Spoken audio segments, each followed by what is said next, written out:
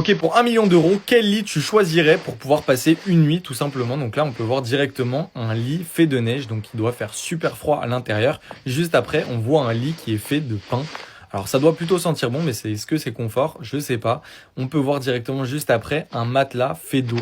Alors c'est comme les lits à eau, je ne comprends pas le principe pour moi, je déteste ça. Là, on voit directement, c'est un peu une sorte de terre ou d'herbe. Alors pour le coup, ça doit être rempli de moustiques, ce genre de truc, donc jamais de la vie je dors dedans. Là, directement, des fleurs. Alors, ça doit sentir ultra bon, mais pareil, qu'est-ce qu'il doit y avoir des bêtes à l'intérieur? Ça doit vraiment pas être le kiff. Là, on voit directement, je pense que c'est celui que je choisirais, un lit fait de nuages. Ça doit être plutôt confort, on doit plutôt bien dormir dedans, franchement. Ça doit être agréable.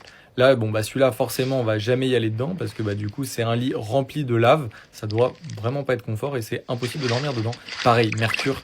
Qu'est-ce que ça vient faire là? C'est impossible, tout simplement. On ne peut pas dormir dans du Mercure. Et le dernier, Galaxy. Pour le coup, celui-là est plutôt bien fait et stylé.